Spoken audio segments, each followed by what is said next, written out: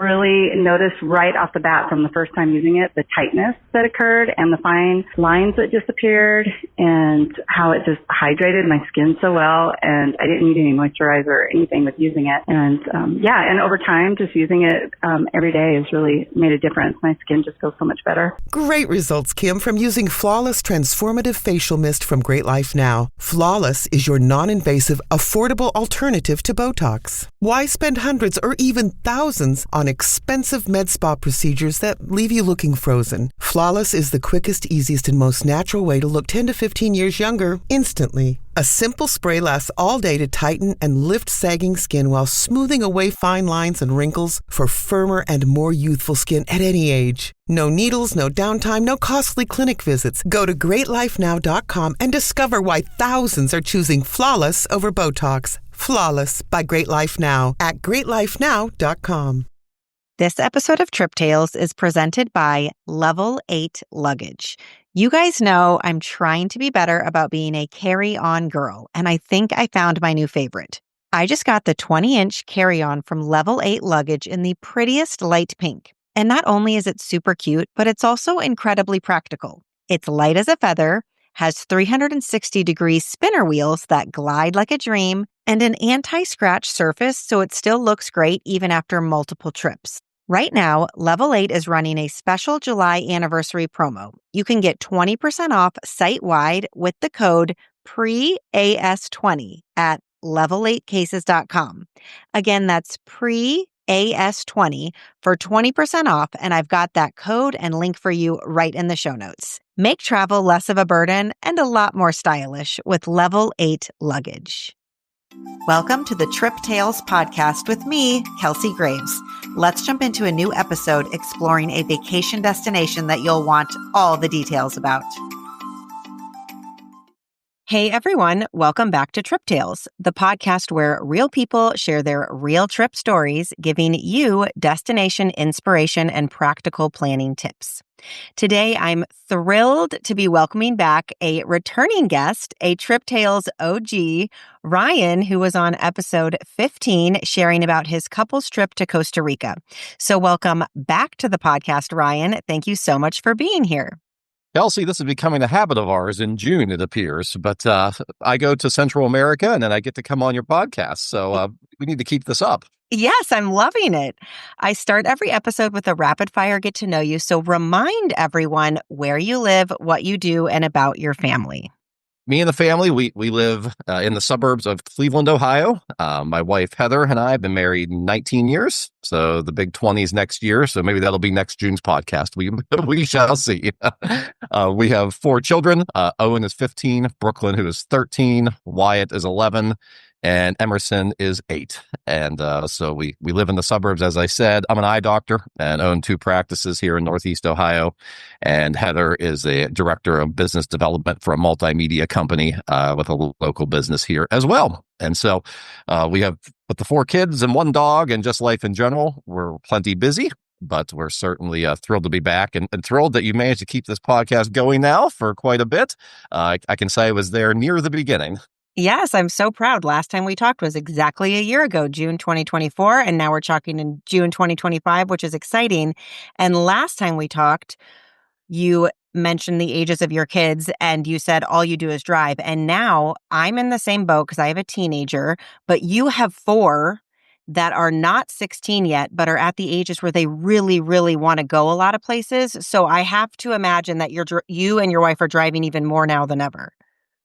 It's nuts. If the eye doctor thing doesn't work out, I have plenty of experience being an Uber at this point. So that's kind of what we're leaning on. Thankfully, in Ohio, you can get your permit at 15 and a half. And then the day you turn 16, provided you pass the required tests. So there may or may not be a countdown in the house to when the oldest can start to drive his siblings to school or down the road. I know with that comes insurance premiums and all kinds of worries, but I think we're willing to take that chance right now.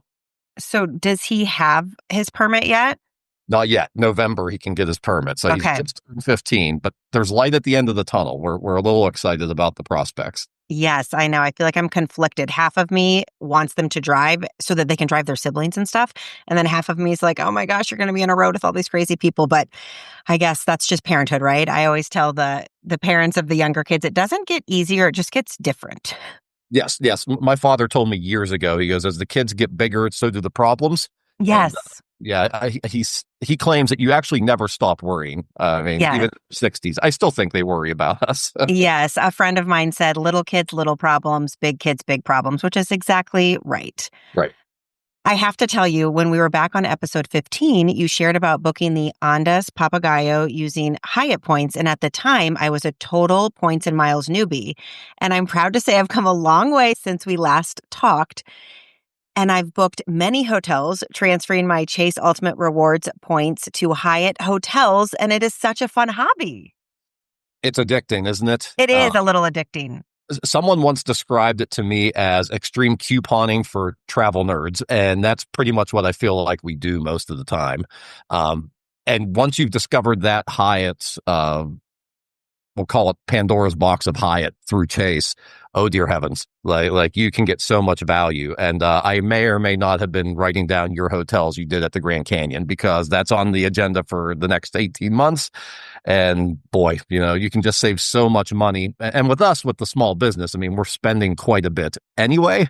And so we tend to generate a lot of points just organically, with or without the sign up bonuses, although that definitely speeds things up. And so, yeah, if you're listening to this, Chase and Hyatt, please don't change.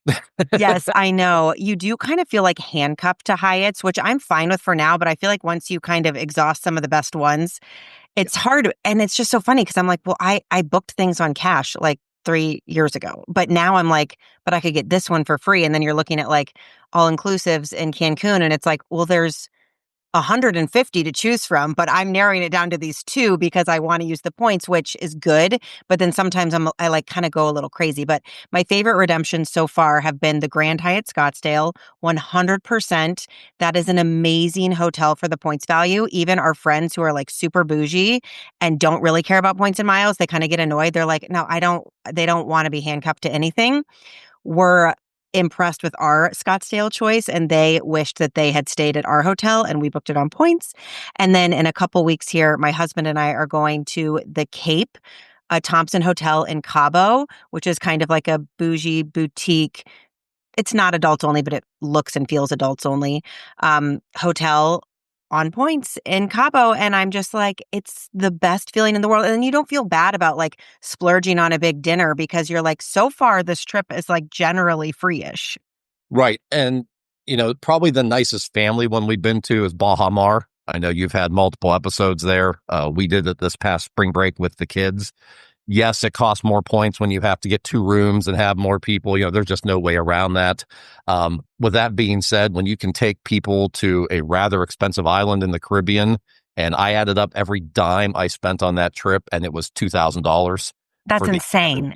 It's insanity. You can't do it the other way. And so it when we start, you're a little bit cage stage. You feel like you have to use these points.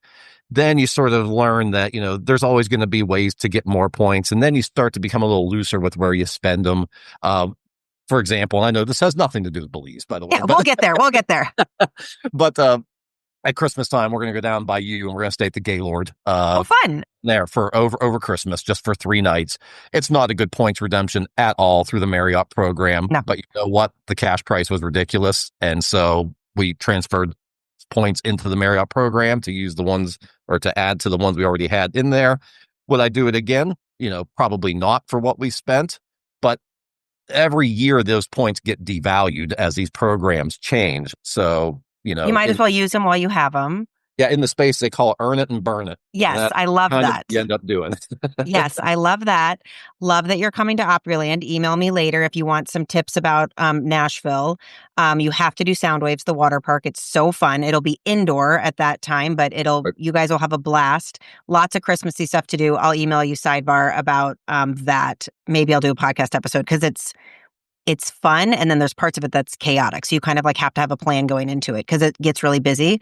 Grand Hyatt Baha Mar is on my list. I'm going back and forth on like, do we want to take the kids to like a Mexico trip or a Bahamas trip on points? So that's always on my list. And then I'm just curious, we will get to Belize, I promise everybody, but what's your like high level points and miles strategy? Like what's your favorite cards, hotel chains, airlines? Are you mostly just doing Chase to Hyatt or do you have a couple others that you work with? As far as where I tell people to get started, Chase is the best place to start because they have some specific banking rules that the others don't, as far as how many cards you can open in a certain period of time. Ironically, business cards don't count towards that limit. So you have to be under the limit, but business cards don't count towards it. So you can add up some Chase points rather quickly, especially if you have a supportive significant other or spouse who you live with, and you can refer each other back and forth and really rack up points quickly. For Chase, really the best partners at this point are Hyatt is far and away number one. United Airlines is probably number two. If you're going to transfer points in, and Southwest used to be better, and now that they've devalued things, it's not quite as good a deal. Otherwise, you just sort of take it on a case by case basis based on transfer bonuses. But I'm a big fan then, if you're going to branch out, keep things in what we call flexible currencies, meaning bank points, because it's always easier to take American Express membership rewards or Capital One Venture Miles or Chase Ultimate rewards and transfer them to the proper partners. You get better value many times that way than saying you have a United card or a Delta card and you get their miles, and that's great, but you're pretty much stuck using them for just them then. And that can limit you when you're trying to book these trips. So we live almost exclusively in Chase and Amex land. You know, those are our big two. Don't sleep on Hilton. You can transfer Amex points to Hilton. One Amex point equals 2 Hilton points. So even though Hilton hotels will cost more points, when you divide it in half, sometimes it's not as bad a deal as it looks. And so that is something that you can use there. But, you know, sometime we need to have like a roundtable on this about all of us points and miles geeks, and we can hear about all that. I know. I should do like one where there's like 6 people in the Zoom and we all kind of share our best practices. That would be a really fun one. I have gone down the Amex path as well because we spend so much money on grocery and dining. And I got a great sign up offer at $90K. So I've got like $120K points right now, just trying to figure out what to do with them, which is a fun problem to have. And I'm thinking Hilton maybe, but I can't decide. So I'm like, well, I'll just let them rack up while I'm waiting and then I'll figure it out. Yeah. Generally speaking, Hilton's about the only hotel one that makes sense. Amex points tend to get you outsized value on flights more so than Chase points do, especially if you go international. Yeah, that's another thought I had. Yeah. So if you and the husband want to go to Europe and you want to get in a premium cabin, then sorry, kids, you're staying back in Tennessee. That's when you cash in the Amex points. Here's the problem is me tiptoeing to my husband saying, this literally happened a couple weeks ago. So Lake Como next summer, flying business class. He's like, what? And he has like, well, he's like you. So you could be inspiration to him. He has a real job with a real location. It's a bunch of doggy daycares with real employees. And he's like, I have to be at work sometimes, Kelsey. But I'm like, but you also can travel, okay? Yeah. You have to be at work, but I'd also like to stay married. So there's a tightrope we have to walk here, you know? Like Okay, that's a perfect transition into what I wanted to talk about next, because a year ago when we chatted about Costa Rica, you called your trip your annual Save the Marriage trip that you and your wife take each year to reconnect and say, hi, hello, nice to see you again. My name is Ryan. And you guys should go listen to episode 15 if you want to hear about like an adults-only couples trip to Costa Rica. And today you are back to share about this year's Save the Marriage trip, I assume, to Belize. Yes, that's correct. This one's a little bit different than what we've done in the past in that we went with other couples. And so it was adults only, but it wasn't just us. And much to my frugal heart, we had to pay cash for almost all of this. And that is because we won this location at an auction for our kids' school. Hilarious. Yes. I was not in favor of raising the paddle. I just want to throw that out there. Like, we had reached the limit where Ryan was no longer comfortable with this. Heather has no such limit, and so she was encouraging the paddle to keep going up. And so, ironically enough, our friends, who also is Heather's boss, was the one with the paddle, and so we ended up getting this trip through the auction. Do you overpay? Of course you do, because the school's just going to get whatever is over and above what it costs, where you could get it elsewhere. And we can go into what this costs at the very end, but just so you know, the location we're going to talk about is actually bookable through VRBO and on this property manager's website. And so it's not something that where somebody in the school donated this house. Like, this is a widely available location. Okay, so how does that even work with the school auction? They just pick a place and they are gonna book it? And like, I just don't I assumed that someone owned this house in your school. Well, and I can't say for sure, someone maybe had a timeshare type thing where they had some weeks and they donated their weeks or something like that. You never know. You don't find out. I do know the school has a reserve on most of these locations where if they don't meet a certain value, they don't give it away. And that's probably because they would take a loss on those weeks if they did so. So I'm not entirely sure on the back end how it works. I just know that I said the trip better be good because we had reached the end of Ryan's budget and we went over it. So, and so when you're raising the paddle as a group, is it Ryan and Ryan's wife's? What's your wife's name? Heather. Yeah. Ryan and Heather's trip, or did you guys kind of split the final cost in some way? We split it up 4 ways. Okay, great. Yeah, so that made it slightly more palatable. Okay. Both a blessing and a curse is I can do mental math really quickly. And so as it kept going, I'm doing the math in my head as far as what our portion of this is going to be, where everybody else, I'm almost certain, is just like, it'll be fine. Have another cocktail, raise the paddle. That's right, yeah. Okay, so who all went? So it was 3 other couples. 2 of the couples are friends of ours from the kids' school. And then the 4th couple's actually the parents of one of the other couples. And her sweet. mother had always wanted to go to Belize forever and ever. And so we got her there. That's perfect. I love that. And how long was the trip? Trip was a week long. We just got back. In fact, we left the last day of May and we went through June 7th. And so that is the start of rainy season in Belize. It's also the start of off-peak season, which is kind of counterintuitive to me, thinking everybody's going to go on vacation in summertime when the kids are out of school. But the locals were telling us that they get busy from November through May when it's cold up north. And then from June through, October, it slows down a little bit for them. So I went to Belize once. It was actually through my husband's business school. It was like an organized group trip, so I didn't have a ton of control over what we were doing. We stayed in the jungle for half the trip, and then, which was really cool. And then we stayed in a different beachy area. You were kind of down on a peninsula in the south of Belize, and we were like kind of up north, Ambergris Caye on a peninsula. But so I'm excited to hear about your trip because I didn't really have control over planning ours. The property that you won at the auction is in, how about you say the town? I'm not sure I do any better, but it's Placencia. Placencia. Yes. Placencia, Belize. Did you know much about this area of Belize before going on your trip? Almost nothing. Knew almost nothing. We had looked at Belize in the past as a place we'd like to go. It was one of those, places where you look at the photos online or you look at people going to the country and you're like, that looks fun. That looks cool. Belize, by and large, has a lot of what they would call ecotourism. It's a lot of what we call rustic type of vacation. That's what mine felt like. Yes. And a lot of it's in the jungle and things like that, as you said. But we had done very little research up until we won this at auction. We just knew that it was on a beach and that no kids would be involved. And as long as sign us up. As long as it's adults, we'll figure the rest out. Yeah. Hi, it's Daniel from John Buys Bay Area Houses. Is your house more trouble than it's worth, dealing with endless repairs, frustrating tenants, or an inherited property that's just sitting there? You're not alone. A lot of homeowners feel stuck, not knowing where to start.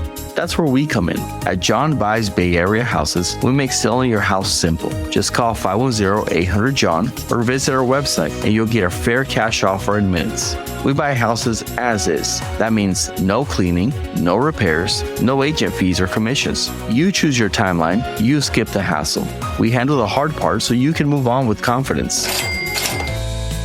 Start fresh. Don't let your house hold you back.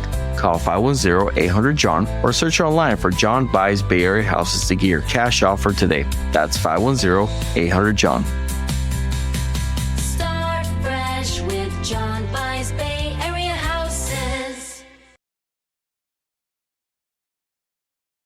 Belize is known for some of the best scuba diving, which I'm not a scuba diver, but great scuba diving, great snorkeling, and then, yeah, lots of adventures in the jungle. We went rappelling down this like massive waterfall cliff face, which I had a child at the time and was like, what am I doing? But it was fun and adventurous. So I looked it up.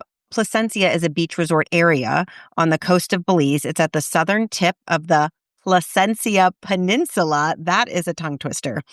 Known for its palm tree-lined beaches. Between the peninsula and the mainland, the Placencia Lagoon is home to manatees, and there are coral reef barrier dive sites. So sounds like a beautiful tropical place. How did you guys get there? Getting to and from it is probably the most adventurous part of the entire trip. So buckle up. Yeah, good time. So in the group are a few nervous flyers. I'm not one of them. I love planes. If I could go back and do it again, I might have become a pilot. Like I nerd out on planes all the time. So I was all about this. But we flew United Airlines to Belize City, which is former capital of Belize there, through Houston. So flight from Cleveland to Houston is a shade under 3 hours. The flight from Houston to Belize is like an hour and a half. So it is not a long trip there. Once we landed in Belize City, got to clear customs, do that whole type of thing. You have an option to either have a shuttle drive you 4+ hours through the jungle and through the windy roads to get to the southeastern part of the country where Placencia is, or you can take a propeller plane. The propeller plane is cheaper, and there was no way I was getting in a van if they would fly me there. Yes, I've been on them as well. I'm not a nervous flyer at all until I get on one of those prop planes and there's one pilot and I am a psycho and I think, what if he has a heart attack? That's what I think every time. Well, that's what this was. So it was a Cessna Grand Caravan, which I lovingly called the Dodge Grand Caravan. And funny. People did not find it as funny as I did, but nevertheless, 14 seats, one pilot, and it takes about 30 to 40 minutes, depending on wind, to get down to this little strip of runway. It's unpressurized, so they don't go above 8,000 feet. And so you get really beautiful views as you're flying on the coast. The pictures are great. Once you land in Placencia, it's a little shack that serves as their airport, one lane in, one lane out.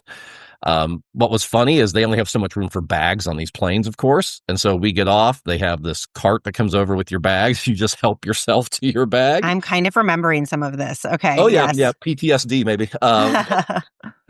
But nevertheless, we noticed a bag or two was missing and they said, oh, it's probably on the next one. They'll be here in minutes. And sure enough, there comes the next cart and the bags are on it. So, from there, you jump in this, Sprinter van. They take you the length of the peninsula, which is like 8 minutes, and it's only 8 minutes because of the speed bumps that you have to get over. Once you hit the end of the peninsula, there's a dock, and we are met by the property manager and our boat driver for the week, who takes our bags, puts it on our little, shuttle boat, nothing fancy, but doesn't need to be. And it's a little 5-minute boat ride across the lagoon to Placencia Key, which is the island that we were going to be staying on. Planes, prop planes, and boats is what you did. And I remember this. We took a lot of boats and boat taxis. The way to go out, we were near, let me look, what were we near? We were near San Pedro when we were at our resort. And of course, the whole group of, not college, but post-college master's students wanted to go out in San Pedro. And I was like, I don't know about this, but we had to take boats there and back, which was fun. But then at night, it's a little slightly concerning. It's pitch black and you're on these boats. But that was the only way because the roads are really bad in Belize. That's what I remember. It would be so hard to navigate around places by car because the roads are bad. It's much easier by boat. So you said you had a boat driver. Was that kind of part of the resort area and the vacation rental, or was that arranged by you guys or this trip where you had a private, you could call them at any time? So it came with the house. And so property managers that handle about 5 or 6 of these houses on this key, and there probably aren't more than 15 houses on this little island. So, we had our fair share of attention. And by the way, almost no one was there when we were there either. We almost had run of the place. You were on a private island almost. Almost, even though it wasn't supposed to be private. That's cool. Signs of life. There was somebody in the house next to us. They had a little boy who liked to come over and kick the soccer ball and show off for us. And that's like the only sign of life we had the entire week, except You're like, you're cute, but our kids aren't here. So yeah, half an hour spurts were good, but but yeah, so the boat came with the house. We would send a text on WhatsApp because travel, what else do you use but WhatsApp? I mean, every time I log into that app, I see the last time I was on vacation because it's time I use it. But the boat would run from, 6, 7 in the morning until 10 at night. And they were just a text away, and they'd be there within 10 minutes and they'd take you wherever. And the boat rides were short. Like I said, it was just 5 minutes across the lagoon. Yeah. On our first drive over to the house, what do we see but manatees? You did? By the boat. We saw them, never saw them again the entire week we were there. But they were welcoming you to Belize. That's right. Also saw a large number of jellyfish, which were not as welcome. But what's really neat is there's this little canal on the backside of this island. So you go past the backside of your house, which is on the beach, pull around to the front, and you get dropped off on the dock/sidewalk that's right in front of your house. I saw that dock, and you have like a private dock to this house. It is. Yeah, that's they literally so cool. Pull the boat up, you walk out the front door and get right on the boat. So it's really neat. I looked up pictures of this vacation rental, and it's legitimately right on the water. Like if you can just picture a pretty and large vacation rental home literally right on the water with a private beach in front of it and a private dock that that's where you walked out to get your boat when you needed to go somewhere. So tell everybody what it was like arriving on this private dock and checking out your vacation rental home for the first time. Like, tell us everything. Yeah, so walk into the home for the first time, and my first thought is, even though I think we overpaid, we didn't get taken advantage of. This place is super nice. Okay, good. We've got beautiful tile floors. Downstairs had 3 huge bedrooms, each with their own ensuite bathroom. Everybody had a water view, and so you either had a water view of the canal or the beach, which was beautiful. Our room was facing the beach, and we had a slider that opened up to the back patio that was beside the pool, so no complaints there. There's a pool table downstairs. There was a bar space where you could prepare drinks. You had your refrigerators downstairs. And then as you go upstairs, big spiral staircase. Upstairs is the kitchen and the dining room table, living area, and then a giant bedroom, which we allowed the people who raised the paddle to have. Since they got us into this mess, I guess they can have the second floor bedroom. But that's overlooking the water with their own plunge pool off their patio on the second floor.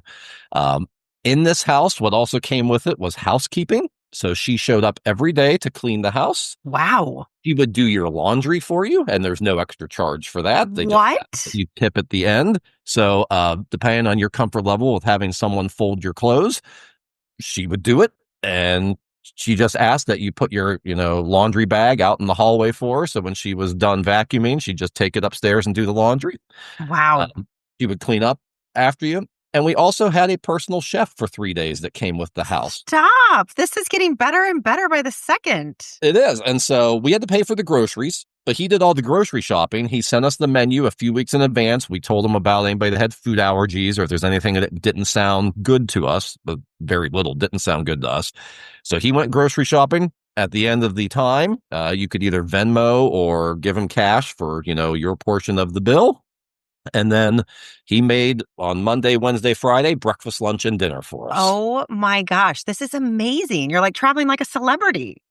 Yeah, I felt way more important than I am in real life while we were there. And what's the reason we don't do a lot of VRBOs unless we're with big groups is because you're just parenting in a different area then. Like you're still cooking, you're cleaning. It's 100%, not the idea of a good time. But this wasn't like that. Like, even though this is a house you could get on VRBO, like, they took care of you. Yeah, how do we search on VRBO with daily housekeeping who does your laundry and the chef? We need to, have all those filters. More filters, yes. So tell everyone what the name of the house was if they wanted to look it up. So the name of the property management company is Gecko. I think it's Gecko Vacation Rentals, if I remember correct. The name of the house was Island Time Gecko. They are getting popular. We, for fun, just kind of looked at their calendar for the next year and noticed that they're largely booked up. So you can that they're starting to become more popular. I can tell you that at the time of us booking it, which was a year ago, the price on VRBO was around $9,000 for the week. Okay. So if you divide that by 4, you're still under $2,500 a couple, which for what you're getting is not a bad gig. Right. I don't know what it is now. Admittedly, I have not clicked through, so I'm sure the price has gone up like everything else has, but it's a beautiful space. So we'll put the link to Island Time Gecko in the show notes. It is a larger house with 4 big bedrooms, so you'd want to bring a big group. I also noticed that in addition to your private beach area and the plunge pool you mentioned, there's a beautiful private pool, like for the entire house to enjoy on the main level, which looked amazing. And maybe, I don't know if the photos are up to date that I was looking at, but it looked like there were some kayaks on the beach, just lots of little amenities to enjoy while you're at the house. Yep. The lagoon has almost no waves. So my wife went out paddleboarding a few times. You could take a kayak and go right across the lagoon if you wanted to. Like there's nothing stopping you. The pool is not the biggest pool in the world, but it's plenty big for our purposes. And when we were down there, it was hot. And so if you weren't in air conditioning, you were going to go find water because it was one of those times, even the locals were complaining. They hadn't had rain in almost a month when we were there. It was 92 and felt like 105, because of the humidity. I mean, after all, it is Central America. Yeah. The pool definitely helped. And we did not feel like we were roughing it at any point. The amenities were excellent at this place. That's awesome. Okay, we'll get into your big excursion in a minute, but tell us what a typical day at Island Time Gecko was like from sunup to sundown with your group. Yeah. So it's going to sound wonderfully lazy. I love that. That's what I'm hoping for in my Cabo trip. That's right. We read a lot of books. We get up. If it was a day the chef was making breakfast would usually be ready about 9 a.m. He'd show up at 8:15, eggs, bacon, sausage. They make these local type of pastries where it's basically fried bread dough, but that comes with breakfast a lot. And I could have taken that whole thing home with me. It was so good. It was a day that you weren't eating breakfast. They had stocked the house with groceries at our request. So, you could have bagels or whatever you wanted there. And then we would usually, wander out to the pool mid-morning, mid-afternoon, whenever we would get hungry for lunch. We would take the boat across the way. And this peninsula where we were at is, it's walkable, but it also, the house, I forgot to mention, came with golf carts. Oh, awesome. So, another amenity. So one of the golf carts comes with the house if you needed 2, and we kind of did with 8 people. We had to pay extra for the second one, but I think it was like, $350 for the week. It wasn't unreasonable. And you can drive your golf cart the entire length of this peninsula. The cars know you're there. No one's going above 20 miles an hour, and there's speed bumps everywhere. So it's not unsafe. We'd go to lunch. We'd go shopping over there whenever you got tired. When you're using Placencia, is that just the peninsula, or is that also, if you take the boat across the way to the mainland, is that also Placencia over there? Yeah, that is still Placencia over there. Yes. So is that more of kind of like, I know it's probably not like a downtown, but more of kind of the city central or the town central? Yes, the entire area is set up basically to cater to tourists. So it's shops and stores, albeit not fancy at all, but they're there, and grocery stores and restaurants, And so on your peninsula, was that mostly just some vacation homes, like you said, like there were like 15 vacation homes, but then across the way are there like some hotels and some resorts and that sort of thing? There's not much in the way of hotels where we were at. So there's the more rental properties or privately owned hotels, basically cottages on the beach is what I saw when we were there. But our little island that we were at was just vacation rental homes. And then you take the boat over to the peninsula. That's where you would have your restaurant shopping, like I said. And then you would have to go further inland to find more of the traditional hotels or eco lodges. Okay. So you'd take the boat or the golf carts over and you'd have some lunch. Yeah, once you take the boat over, you could golf cart that whole peninsula. We'd have some lunch. Whenever you got tired of the heat, you head back, find the pool again. Yep. And then for dinner time, like I said, with the chef was there, we weren't leaving the home because we were going to eat every little bit of the food he made. He made shrimp and pulled pork quesadillas the one day. Yeah. He made red snapper on white rice. Oh my gosh. Like it was legitimately good food. Like this was fantastic food. On the days we didn't have the chef, we would explore for dinner. Dinner would tend to be our bigger meal for the day. And we can get into some of those if you like, but there's some good eating to be had in Belize. Yeah, I'd love to hear about the restaurants and kind of some of the types of food you ate. What were some of the more memorable restaurants you went to? Yes. So the first night we were there, granted, you're tired from a day of traveling. You're just trying to find food and you're just relying on locals to tell you where you should go. So the first place we went was a place called Barefoot Bar. Not knowing where we were at and being close to the equator with the sun setting at 5:30 at night every single night. We're walking in the dark down the roads in this peninsula. I'm following Google Maps, and Google Maps has me make a right-hand turn down this alley, and then it says make a left, and we've hit the ocean. And literally Google Maps is telling me to walk on the beach to this bar. Okay. We did.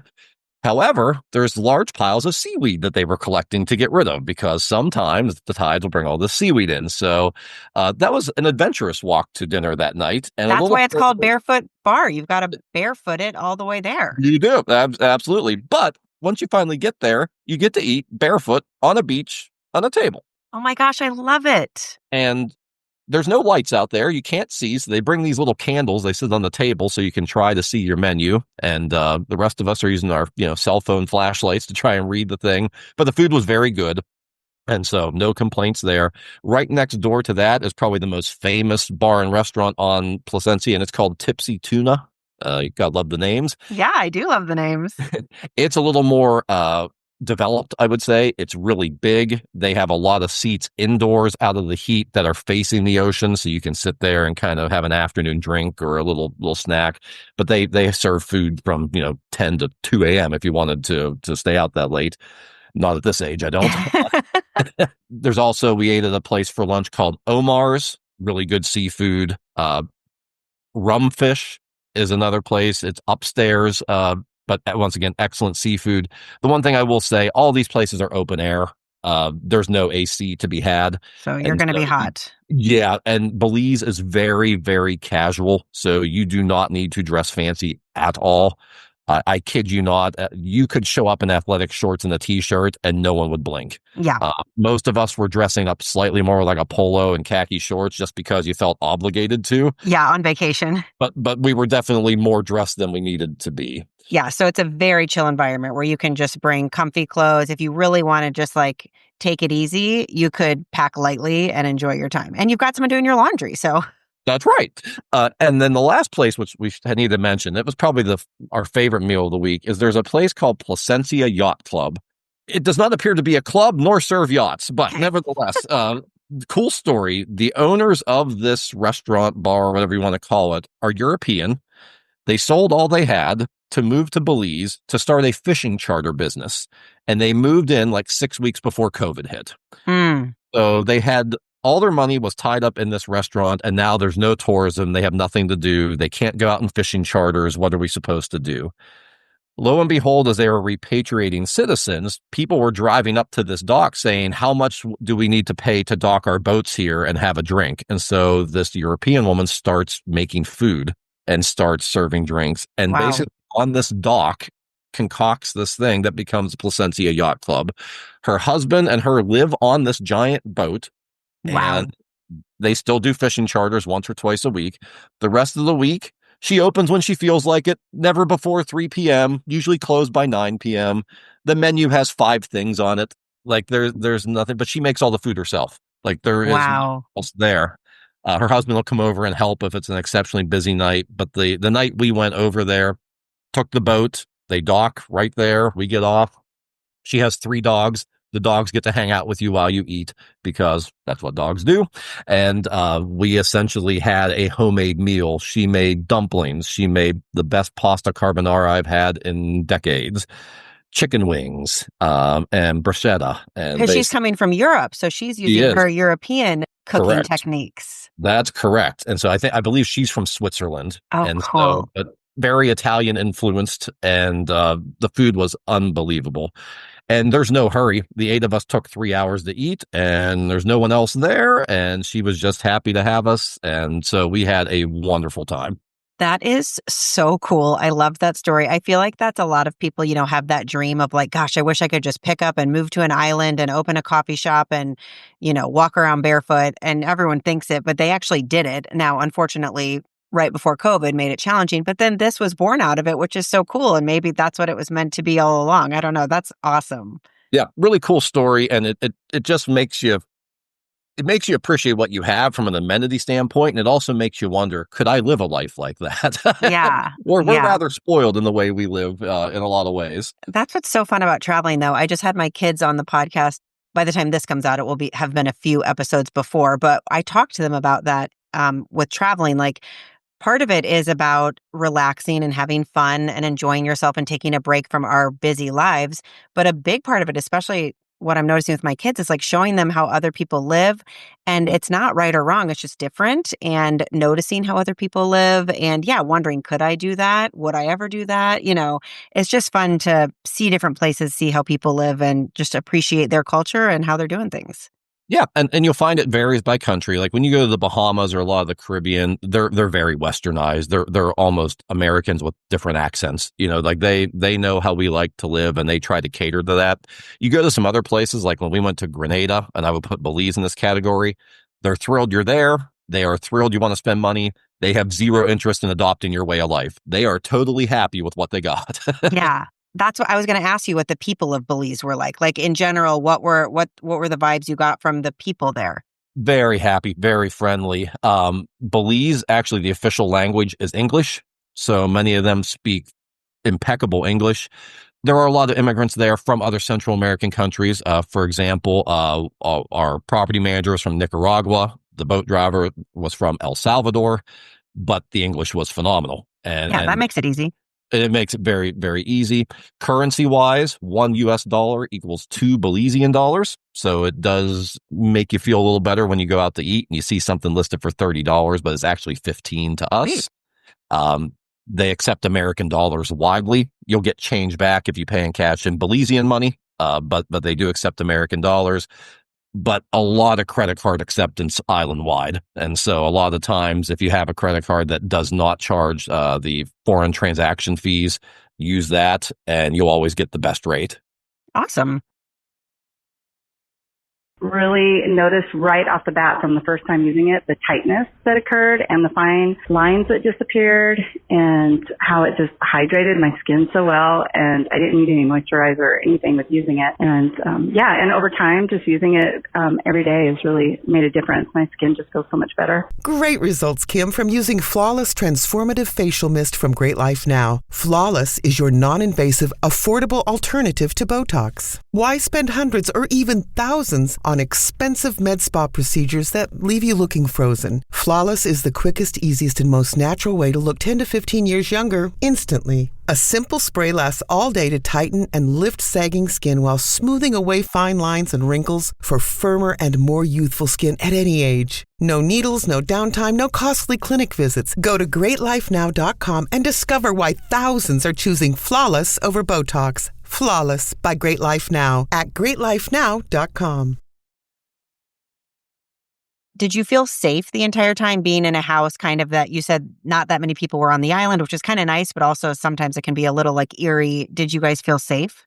Totally safe, mainly because we knew on where we were staying, no one was going to be there who wasn't on vacation. And so we had no issues that way. The front door did have a keypad. You had to put a code to get in. And so it had a deadbolt. So I had no problems there. Even walking at night, it wasn't super late. It just gets dark early, like I said. So we never felt unsafe at all. Yeah. Everybody was super friendly. Belize City, where the capital was and where we flew into initially, there are some travel warnings in that part of the country due to gangs and things like that. And I know some people get skittish, but if you look at the crime rates and statistics, there's a lot of issues that we would have in American cities as well. Yeah. And so if you wouldn't hesitate to, just use common sense and go to New York City or Chicago or LA, I think the same would apply anywhere you go. Yeah, exactly. I agree. I remember when we were in San Pedro one night, and, it's a bunch of, like I said, college, post-college, graduate students. I feel like you spent a long week there one night, huh? I didn't love the late night. And I was the only one on the trip with a child because my husband went back to business school after we had our first. And I was just looking around like, I'm not loving this. And just kind of the people hanging around. And everybody wanted to stay late night and keep drinking. And then we had to take a boat back. And I was like, okay. So I do remember at San Pedro not loving being out late. But like you said, use your common sense. Like, if I was there with just my husband or my family, I probably wouldn't go into San Pedro at night. And it sounds like where you were, it was lovely and relaxing and resort vacation vibes. Very lovely. The one resort on the peninsula is a Francis Ford Coppola resort called Turtle Inn. And but anybody, one restaurant that's open to people who aren't staying at the resort. And we went and ate there our last full night there. And it was delicious. Fantastic food. And so that's a place to check out called Turtle Inn. If I didn't know. I knew Francis Ford Coppola made wines, but I did not know Francis Ford Coppola had resorts. Yes, neither did I, but apparently there's a handful of them, and Belize is one of them. And wine is a big part of the resort because of the family business there. Beyond the filmmaking, just a few small films, but yeah. So the Turtle Inn was really neat, and you can take the golf cart up there. It's on the north end of the peninsula, so it might be a 10-minute drive. And the best dessert place we found on the island, there's a full-blooded, tried and true Italian man who owns a gelato place called Tutti Frutti, and it is air conditioned, and a cup of gelato costs you $3 US. And they have new flavors every day, and it is fantastic. And so that was a dessert stop several different nights. That is so fun. I wasn't expecting food to be such a big part of this conversation, but it sounds like in this particular little area of Belize, you've got amazing, Belizean food, and then you've got your chef, and then you've got these Europeans who are making food. You've got Italians making gelato. This is amazing. Yeah. I wasn't expecting it either, but I'm very food motivated, so I wasn't upset about how it turned out there. Yeah. I believe you guys went on one big excursion, so tell us about that. Yes. So just so people know, especially if you're traveling with kids and want to be really active, the excursions are going to be more inland for most of them. So if you want to go to jaguar reserves or cave tubing or zip lining, from where we were at, it was almost a 3-hour drive. It's much more inland. And as the crow flies, it's not that far, but the roads aren't good, like you said. So it takes a long time to get there. That did not sound like our idea of a good time. So what we did was a 7-hour catamaran trip to the far outer islands to where some of the barrier reefs are. There's really two different places most of these ships will take you. One is to the national park. You have to pay to get in there. And it is largely just a snorkel trip when you do that. But the snorkeling is like second to maybe Australia and the Great Barrier Reef. It's phenomenal. But we didn't go there. We went to an island instead, which was great, but the snorkeling wasn't as good. We did see some nurse sharks. We saw some stingrays. There was a turtle, but it was further out from shore, so we didn't get to snorkel with them. The fish were fine, but I'm not going to lie. I've had better snorkeling in other places than we had here, but this was mostly a go to the island, and they had a full barbecue lunch for us on the island. So they had chicken breast, pork chops, and shrimp, full salads. And then you could basically swim in the ocean and float around. And the most hilarious part of it is the crew packed up this giant cooler of beverages, threw it in their dinghy, and would just motor around and just ask you if you wanted a drink for like an hour. So you're like floating off the beach and they're motoring around, like serving you. 100%. Yes. And so I looked at my wife and I said, there's worse ways I could live. I don't know if it's sustainable, but this isn't a bad way to go. Yeah. That's kind of fun. I like it. Yeah. And so that was the snorkeling trip. On the way back on the catamaran, the wind was with us. So they cut the engine and we sailed most of the way back. And wouldn't you know it, dolphins just took an interest in us. And so dolphins right in between the two big piers of the catamaran coming up out of the water. Oh, awesome. You were brave enough, you could have reached down and touched one. Like they were that close to you. So really neat experience. Probably one of the better catamaran experiences we've had. Next time if we go, I would insist on going to the national park, though, just so that way we could see what the snorkeling was like. Because scuba and snorkeling is what they're known for. Yeah, so that's a great tip. So if you want to go for some good snorkeling, consider going to that national park. Yeah. And if you had told them you wanted to go and said, nope, this is why we're here, they would have gone there. Yeah. Instead, we were like, this is our trip. We're not making any decisions. You take us where you think we'd have a good time. When you're a group of adults that would like to snorkel, but also would like a lovely meal on an island and to see some wildlife as you're catamaraning around. So I feel like if you're there with kids, definitely like older kids, definitely go for that like snorkel adventure. But I can see I could enjoy both. Right. To me, I said we just have to go back now. That's the only conclusion from this. You have to bring your kids now. As a country goes, it's small. It's the size of Massachusetts. There's like 300,000 people in the country. So it is not a large landmass by any means. We didn't know what to expect. The people are just so lovely. Like it really is a friendly place to visit. That's awesome. Getting to Belize was a little bit of an adventure. So how was returning home? Returning home was an adventure even beyond the original adventure. We got notified the day before we left that because they had to do repairs on the power grid, the entire southern part of the country would be without power from 6 a.m. till 3 p.m. Oh my gosh. We weren't due to leave until 10 or 11, I think, from the house to go back to the small airport to get to the bigger airports. So right at 6 a.m., air conditioner goes off. Fans go off, everything. Now, they do have generators there. They came over about an hour later and they waited for everybody to wake up because they're loud. But they fired up the generator, which was at least enough to power the fans. And so you weren't sweltering for the next 4 hours as you waited to catch the boat.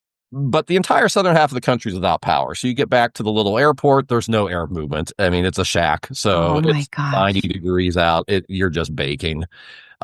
We get on the small plane. They had to stop and pick up a honeymooning couple at another small resort.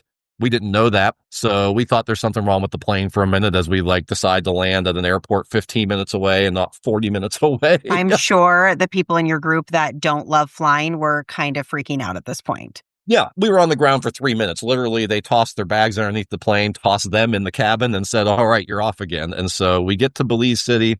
Fantastic. We were flying American Airlines back through Miami, and that's always an adventure under the best of circumstances.